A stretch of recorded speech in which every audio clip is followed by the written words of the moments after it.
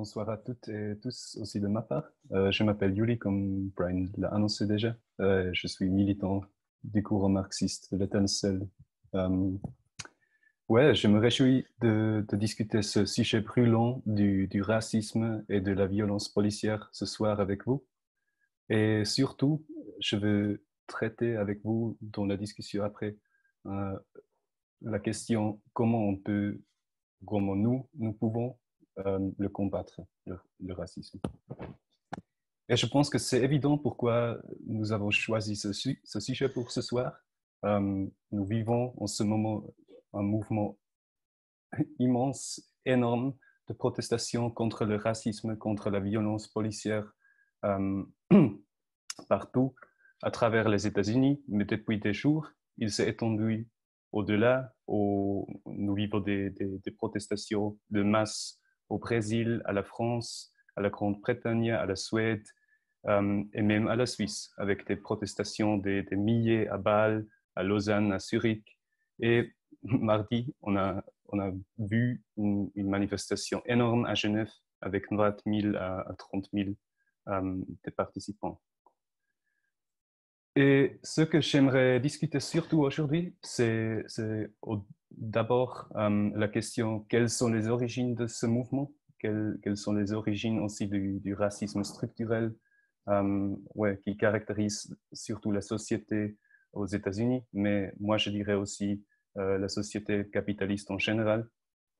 Deuxièmement, un peu le point théorique du lien entre le racisme et le capitalisme et découlant de ça, les questions de comment on peut lutter contre le racisme, comment on peut lutter contre la violence policière, la violence systémique raciste, et quelles sont les perspectives de ce mouvement actuel, et surtout, qu'est-ce que ça signifie, ou qu'est-ce que ce mouvement signifie pour nous ici euh, à la Suisse.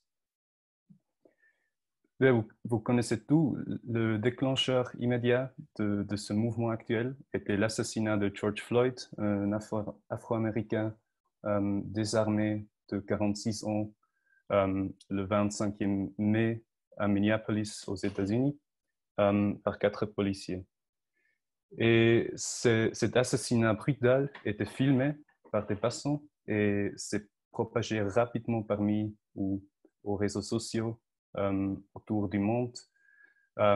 Et également, un mouvement de protestation s'est formé à Minneapolis le jour après et c'est également étendu ouais, aux 1000 autres villes dans les États-Unis pendant des jours. Et ça, malgré le confinement de la population qui est encore en vigueur aux États-Unis. Et c'est également sous prétexte de ce confinement que la police a réagi immédiatement avec de la répression rigide. La police anti-émeute était déployée. Elle a réagi contre les manifestants immédiatement avec du gaz lacrymogène, etc., essayer de disperser les manifestations. Et dans un tel contexte, une telle situation, c'est pas du tout surprenant, je dirais, que ensuite, dans beaucoup de ces manifestations, il y avait une escalade de la violence, une escalade ouais, de ces protestations. Mais ce que j'aimerais souligner dans ce contexte, c'est que c'est absolument hypocrite de la part des médias bourgeoises de réduire ces protestations, ces manifestations seulement au pillage qui avait lieu et la violence parmi ces manifestations, sans mentionner en même temps la violence systémique contre la population noire, surtout la population noire aux États-Unis, qui avait lieu depuis des décennies. Et sans mentionner également la violence policière qui a aussi lieu en ce moment de la part des policiers contre les manifestations. Aussi la réaction de la direction politique des États-Unis, de président Trump, était de la même manière. Vous connaissez tous ce premier tweet que Trump a publié, où il a utilisé cette citation de When the looting starts, the shooting starts.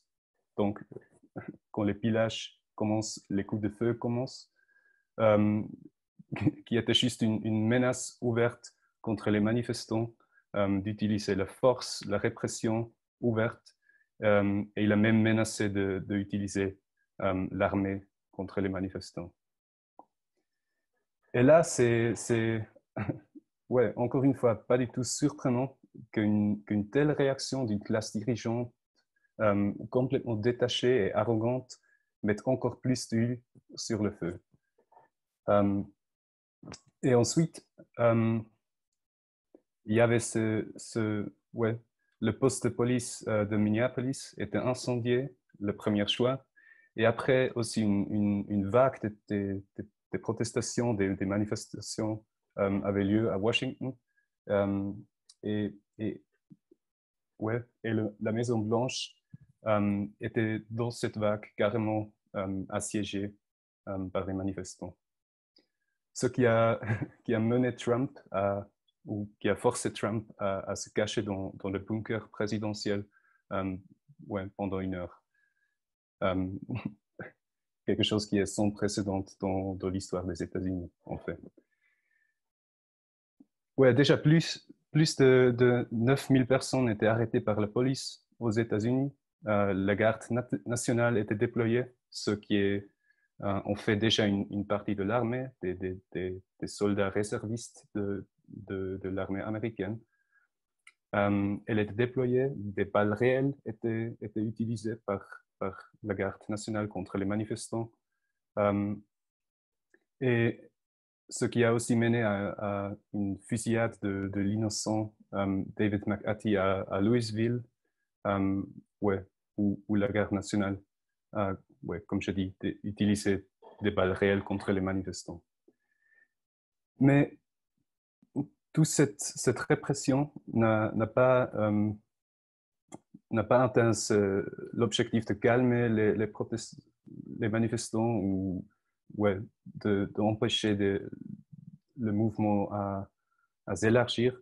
Au contraire, je dirais que la répression n'a fait que ajouter de l'huile sur le feu et donner plus d'énergie à ce mouvement, d'énergie pour s'élargir, pour s'étendre. Et la radicalité et l'ampleur du mouvement, je dirais, montrent que avec ce mouvement, il ne s'agit pas seulement d'un mouvement de protestation, d'un mouvement social, mais d'une véritable explosion sociale à caractère insurrectionnel.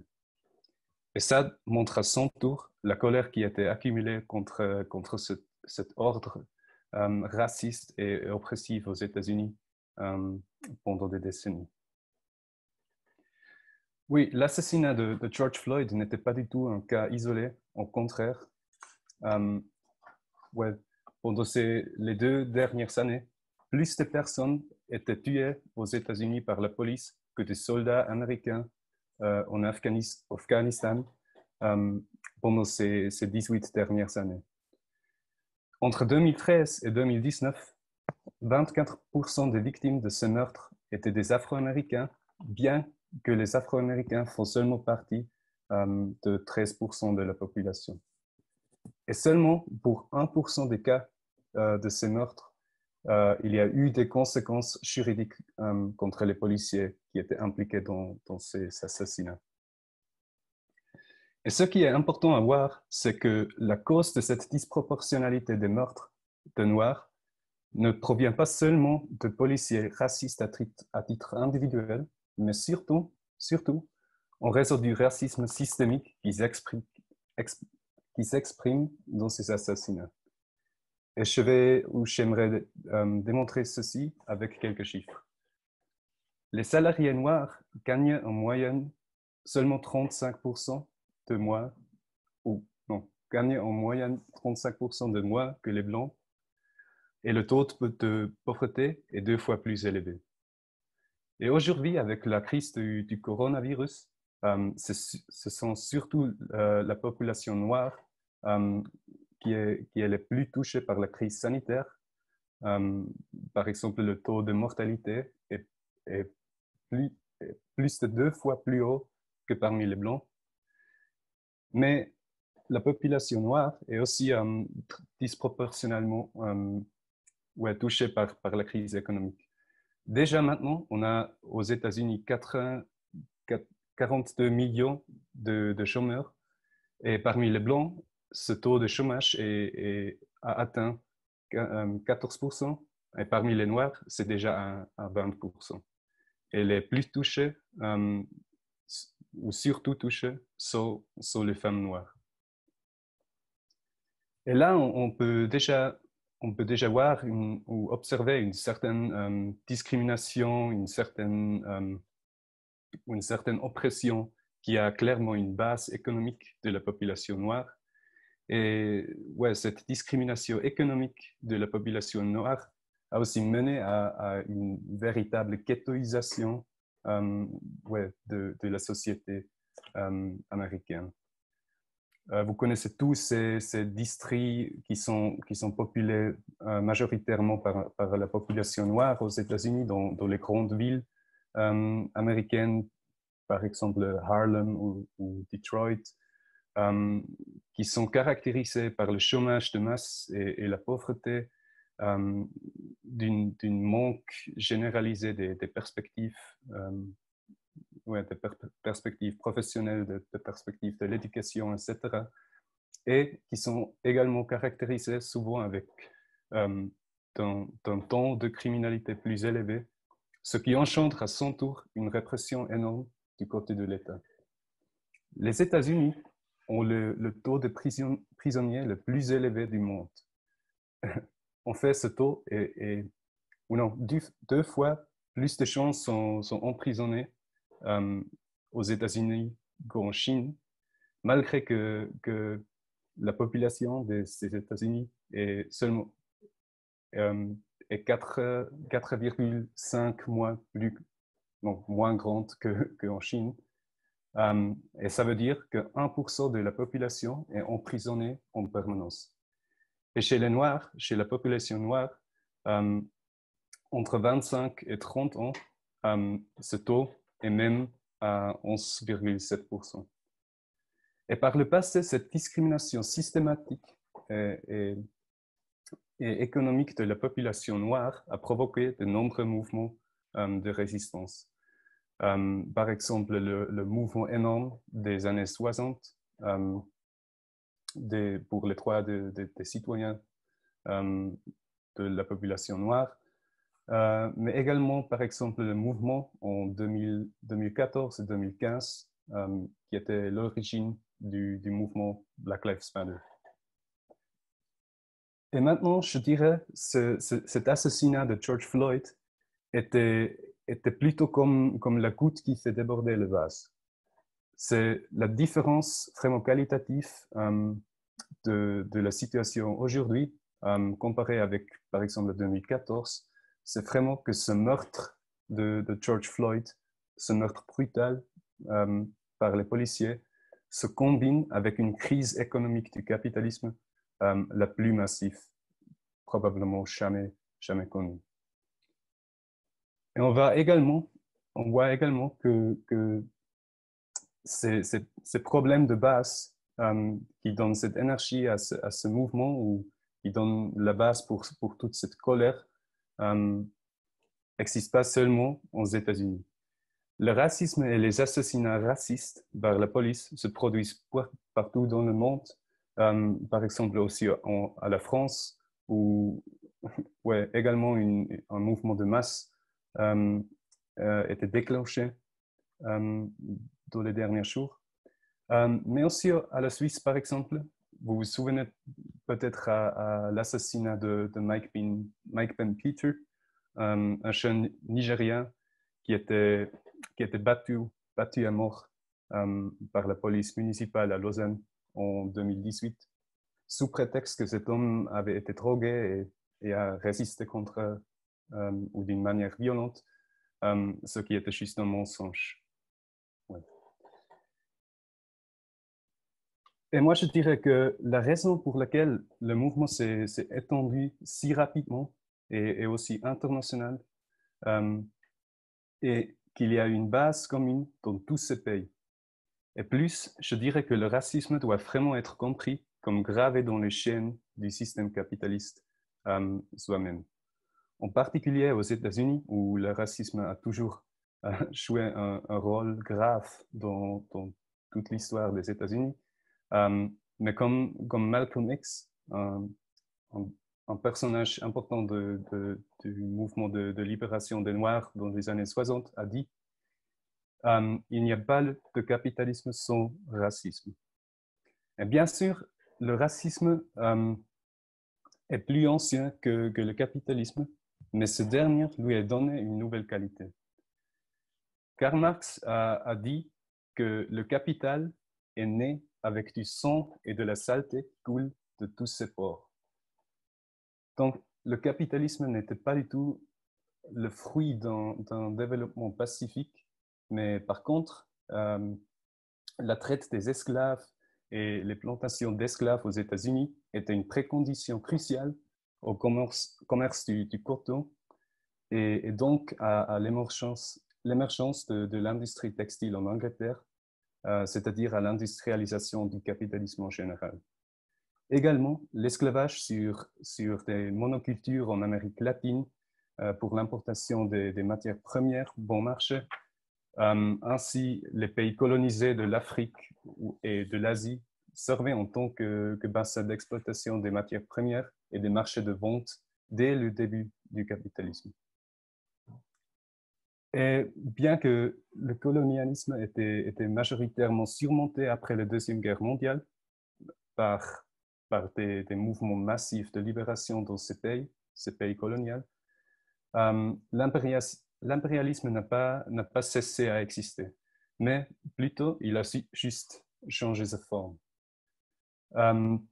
Les sociétés capitalistes continuent à exploiter le soi-disant tiers-monde par différents mécanismes, que ce soit par exemple l'endettement massif des pays pauvres. Par exemple, les 64 pays les plus pauvres consacrent jusqu'à 20% de leur PIB chaque année au remboursement de la dette envers les banques de pays impérialistes ou des institutions comme le FMI et la Banque mondiale, ce qui est 2 fois plus que ces pays dépensent pour leur système de santé. Ou que ce soit la privatisation des sources des matières premières, l'exploitation par des corporations multinationales occidentales, ou que les petits agriculteurs qui sont déplacés ou expropriés par ces processus sont à conséquence forcés à produire des chaussures et des vêtements pour des salaires de misère dans les slums de Dakar, de Delhi ou Jakarta. En même temps, les États impérialistes empêchent par la force l'immigration du tiers-monde qui est logiquement causée par ce pillage et cette exploitation du Sud global par l'impérialisme. Avec le contrat de Schengen et Dublin, par exemple, la forteresse Europe militarise ses frontières extérieures et renvoie, par exemple, les bateaux des réfugiés en Méditerranée, ce qui était la cause pour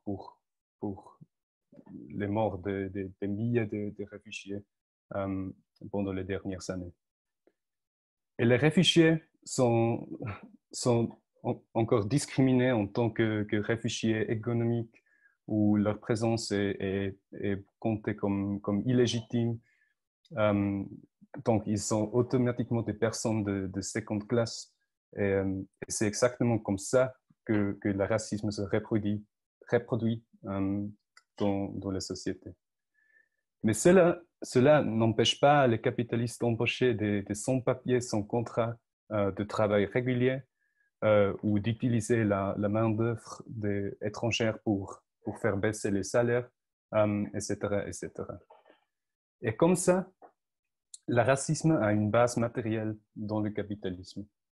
Cette base matérielle est la pénurie artificielle ouais, dans cette société capitaliste. C'est la classe ouvrière qui crée toute la richesse de cette société, mais n'en récupère qu'une fraction en termes de salaire. Pour cette raison, une petite minorité devient de plus en plus riche, tandis que les pauvres deviennent de plus en plus nombreux.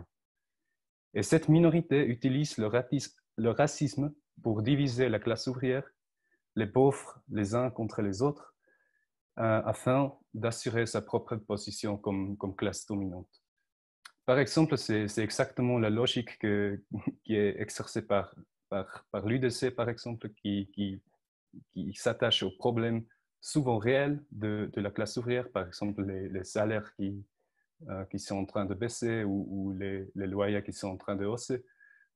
Mais au lieu de clairement dire que ce sont les capitalistes qui baissent les salaires ou qui haussent les loyers, ils juste font responsables les réfugiés ou les étrangers, etc. Et notre réponse doit clairement être comme éliminons cette pénurie artificielle, créons des conditions de vie dignes pour toutes et tous, quelle que soit la couleur de peau, le sexe ou l'orientation sexuelle. Et ce qu'il faut pour y arriver, c'est un programme qui rassemble les intérêts de tous les opprimés, toutes les couches opprimées et exploitées, et qui rend possible une lutte commune. Par exemple, aux États-Unis, les trois hommes les plus riches, Jeff Bezos, Bill Gates et Warren Buffett, ont plus d'argent, plus de fortune que les 60% de les plus pauvres de la population américaine. Et cet argent, ainsi que les nombreuses autres fortunes du pourcent les plus riches, doit être confisqué et utilisé pour la construction de logements gratuits, d'un système de santé de haute qualité et gratuite, en tant que pour un système d'éducation gratuit et accessible à tous et toutes. Et avec la nationalisation des plus grandes entreprises et les banques et la planification de la production selon les besoins au lieu des profits des capitalistes, permettrait également de garantir des emplois pour tout le monde avec de bonnes conditions de travail. Et sur cette base, il serait possible d'atteindre une réelle égalité de chances, une réelle liberté de développement individuel et indépendamment de la couleur de peau, du sexe, de l'orientation sexuelle, etc. Et c'est aussi dans la lutte commune de toutes les opprimés pour ce programme que nous surmontons les préjugés racistes, parce qu'ils mettent en évidence des objectifs communs, mais montrent en même temps que l'oppression mutuelle est un obstacle pour atteindre ces objectifs. Et je pense qu'un tel programme a de plus en plus une base. Je l'ai déjà mentionné, mais aux États-Unis, il y a déjà 42 millions de chômeurs. Les salaires réels ont baissé pendant des années, non seulement aux États-Unis, mais dans tous les pays capitalistes. Et la crise a été complètement déchargée sur le dos des salariés par les paquets d'austérité dans les domaines de la santé et de l'éducation, par exemple. Les loyers ont explosé et en outre, les plus riches sont devenus de plus en plus riches. Et cette crise qui dure en fait déjà depuis 2008 a détruit de plus en plus l'équilibre social et politique dans tous les pays capitalistes. En 2019, on a expériencé ou on a vu des mouvements de masse avec, dont certains a eu un caractère révolutionnaire dans plus de 47 pays. Et partout, on a pu observer une polarisation politique, une radicalisation et l'émergence de nouvelles forces politiques radicales, y compris aux États-Unis. Des enquêtes là ont montré par exemple que la majorité des gens entre 24 et 35 ans préféraient en fait le socialisme au capitalisme. Et ça, dans un pays qui était toujours le bastion de l'anticommunisme. Et le même processus s'est aussi exprimé dans le soutien massif à la campagne de Bernie Sanders, par exemple, qui est bien sûr pas un marxiste révolutionnaire, mais qui a au moins proposé un programme qui était clairement à gauche, qui a compris des revendications comme par exemple la nationalisation du système de la santé, etc. Et je pense que ça, c'est la base réelle ou la raison réelle pourquoi la classe dirigeante a si peur de ce mouvement, ou pourquoi Trump était forcé de se cacher dans le bunker présidentiel. Parce qu'elle constate cette radicalisation massive des larges couches de la classe ouvrière et de la jeunesse, et elle sait que cette situation met en danger directement son pouvoir. Et lorsque les opprimés ne restent plus passifs, commencent à se bouger, commencent à résister, la classe dirigeante doit de plus en plus recourir à la violence et la répression directe. Et ça, c'est en germe ou en gros le rôle de l'État capitaliste. De maintenir et protéger l'ordre public, ça veut dire défendre les intérêts de la classe dirigeante. Parce que cet ordre, c'est un ordre exploitatif, c'est un ordre dans l'intérêt de la classe dirigeante. Mais ce qui est également clair, c'est que cette stratégie n'est pas du tout sans risque. Déjà maintenant, on peut observer quelques signes de division et de scission dans l'appareil de l'État et l'appareil répressif lui-même. Par exemple, des policiers qui se solidarisent avec le mouvement, qui refusent de réprimer le mouvement.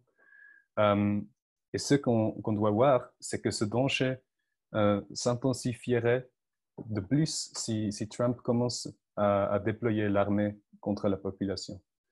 Parce que l'armée aux États-Unis se compose de plus en plus des couches pauvres et désespérées qui sont largement recrutées, surtout avec des promesses des prêts étudiants garantis par l'État, par exemple. Ouais. Et ça, ouais. Et dans ce contexte, c'est pas surprenant que pas seulement les couches plus pauvres sont surreprésentées parmi l'armée américaine, mais aussi la population noire et la population latino, par exemple, sont également surreprésentées dans l'armée américaine. Et ouais, c'est clair qu'une armée avec une telle composition n'est pas du tout, n'est pas du tout chaud pour être déployé pour réprimer ce mouvement. Et déjà maintenant, plusieurs des officiers et des soldats ont publiquement annoncé qu'ils refuseraient l'ordre s'ils étaient déployés. Et c'est-à-dire, cet État bourgeois monstrueux et ses moyens de violence ne sont puissants qu'en apparence. De facto, l'État bourgeois est un château de cartes qui peut s'effondrer avec un peu de vent. Et une partie de la classe dirigeante, surtout le parti des démocrates, aperçoit déjà que cette stratégie de répression est assez risquée, en fait, et propose au lieu de ça une stratégie alternative de concession. Et grâce à cette lutte intense des derniers jours, des dernières 2 semaines, certaines concessions ont déjà été obtenues par le mouvement. Ce n'est que grâce à ce mouvement massif que les policiers impliqués dans l'assassinat de George Floyd, étaient chargés avec des amendes. Et une majorité du conseil de Minneapolis, le conseil municipal de Minneapolis, a annoncé qu'ils sont favorables à la réformation de la police municipale de fond. Et cela montre déjà que 2 semaines de lutte ont permis d'obtenir plus de concessions que des décennies de négociations du Parti démocrate, par exemple, dans le Parlement, dans la Maison des représentants et le Sénat aux États-Unis. Mais même ces concessions restent symboliques, largement symboliques, euh, et, et prend clairement la fonction de calmer le mouvement, de forcer le mouvement de rentrer chez eux. Euh, Car, premièrement, la poursuite de ces 4 policiers ne change rien au fait que 99% des violences policières restent impunies, que 11% des Noirs ayant moins de 30 ans soient susceptibles de se retrouver en prison. Et elle élimine surtout pas la violence et la répression structurelle envers la population noire. Et deuxièmement, par rapport à la réformation de la police de Minneapolis, c'est d'un côté seulement la promesse du Conseil de vie de négocier avec le dirigeant de la police pour faire ce processus de réformation. Et ça ne veut pas encore dire grand-chose. Euh, et même si on décidait vraiment la dissolution de la police, comme elle était annoncée, ouais, parmi certains réseaux, etc., ouais, les capitalistes trouveraient facilement quelque chose pour remplacer la police, non? Par exemple, maintenant, ouais, pendant les protestations au Minneapolis, c'était surtout le State Patrol de l'État de Minnesota et pas la police municipale de Minneapolis qui était déployée contre les manifestants. Et aussi, plus en plus des villes aux États-Unis utilisent aussi des services de sécurité privés qui sont déjà déployés ouais, par beaucoup des autres villes.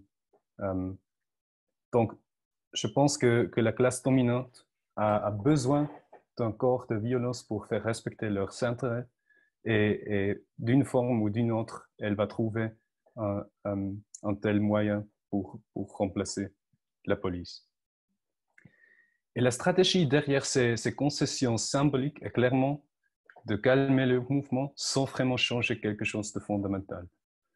Le changement ne vient pas des politiciens les plus progressistes.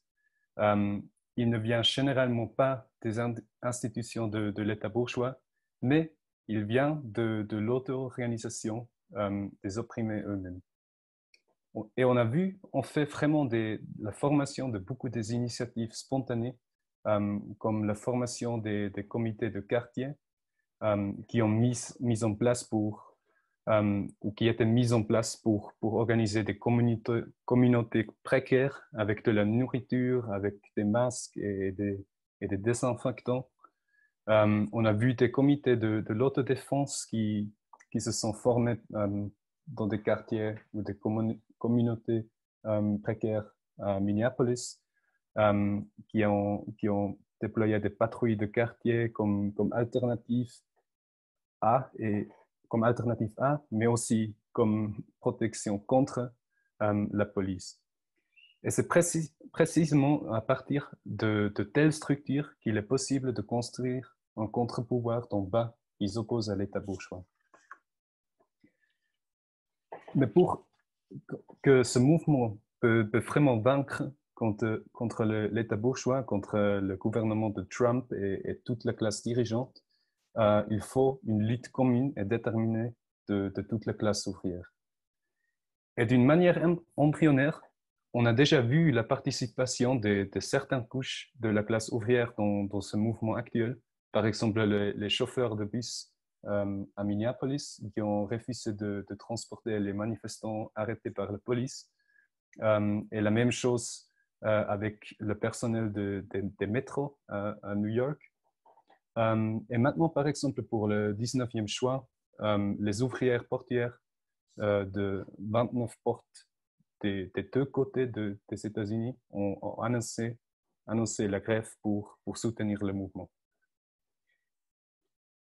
là, on peut clairement dire qu'il faudrait que la jonction de ces différents comités, ces différentes structures du mouvement et d'autodéfense des communautés noires, mais il faut également leur expansion et ancrage sur les lieux de travail. Et comme ça, le plein pouvoir de la classe ouvrière, des communautés, etc., pourrait être mis en valeur euh, dans cette lutte. Et une grève générale paralyserait toute l'économie américaine et Trump tomberait d'une seconde à l'autre. Il n'y a presque plus de mouvements ouvriers militants aux États-Unis, ça c'est vrai. Seulement 10% de travailleurs sont organisés aux États-Unis. Mais déjà seulement la mobilisation de ces millions de travailleurs syndiqués donnerait une force assez puissante au mouvement. Mais ce qui manque le plus à la classe ouvrière et aux couches opprimées aux États-Unis, c'est un parti qui défend vraiment leurs intérêts. Parce que le Parti républicain et le parti démocrate ne représentent que deux ailes de la classe capitaliste et la classe ouvrière reste sans expression politique. Et le potentiel d'un tel parti des ouvrières avec un programme socialiste est clairement là. Partout dans le monde, on observe juste le même processus. Les gens qui se radicalisent et se mettent debout, mais ce processus n'est pas canalisé par une organisation commune qui pourrait poser la question du pouvoir dans la société. Et notre camarade de Socialist Revolution aux États-Unis ont lutté déjà depuis des années pour un tel parti. Et ils défendent ce programme socialiste déjà, ou aussi aujourd'hui, parmi ce mouvement de Black Lives Matter, mais aussi dans les syndicats, etc. Et je l'ai déjà évoqué plusieurs fois, mais j'aimerais le souligner encore une fois d'une manière explicite. Cette question ne concerne pas seulement les États-Unis. Et ce n'est pas non plus une question qui n'est importante que pour les Noirs, pour les people of color. Mais ces protestations, ces manifestations sont une expression et une réponse à un système capitaliste mondial qui se trouve dans sa pire crise et qui n'a aucune perspective à offrir à la classe ouvrière et aux couches opprimées. Et cela vaut aussi pour l'Europe, aussi pour la Suisse, parce qu'ici aussi, nous constatons déjà maintenant une hausse soudaine du chômage, une pauvreté croissante, des structures profondément racistes qui nous divisent. Et c'est pourquoi des milliers de personnes descendent maintenant dans la rue, aussi à la Suisse.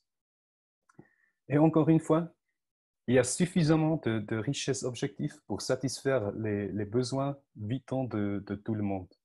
On pourrait facilement produire suffisamment de maisons, suffisamment de la nourriture, suffisamment d'emplois, un système d'éducation et de santé de qualité et gratuit et accessible pour tout le monde, et ainsi permettre à chacune et chacun de vivre dans la dignité, sans exploitation, sans oppression. Et nous vivons pas seulement une période de la pire crise du système, mais aussi une période de mouvement de masse sans précédent.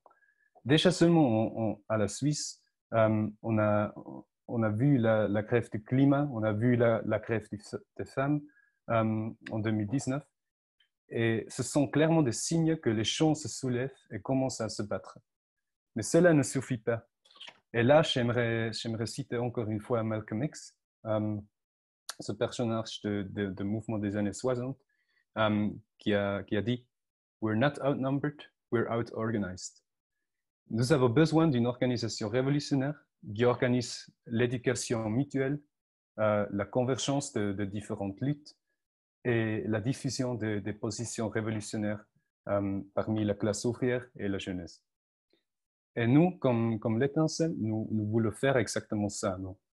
Nous ne le faisons pas seulement comme organisation marxiste ici dans la Suisse, mais dans le cadre de la tendance marxiste internationale, une organisation internationale qui est active dans plus de 40 pays à travers le monde. Donc, j'aimerais terminer cette présentation avec une demande. Euh, Si vous êtes d'accord avec cette position que ouais, j'ai essayé de esquisser ici, euh, ouais, je vous prie de nous soutenir. Euh, Nous, comme organisation, nous n'avons pas de riches donateurs. Et ouais, comme ça, nous sommes dépendants de nos membres et de nos sympathisants. Ouais. Et si tu es d'accord avec nos positions, si tu sympathises avec nos positions, ouais, réfléchis sur t'abonner à l'Étincelle, notre journal, qui est ici. Euh, ouais, ou réfléchis sur nous faire un don, parce que nous sommes, ouais, nous sommes gravement dépendants des dons des sympathisants et des cotisations de nos membres. Mais surtout si tu es convaincu par notre position, rejoignez-nous et adhère-toi à nous. Reste, ouais, reste en contact avec nous et ouais, discute maintenant avec nous sur ces questions.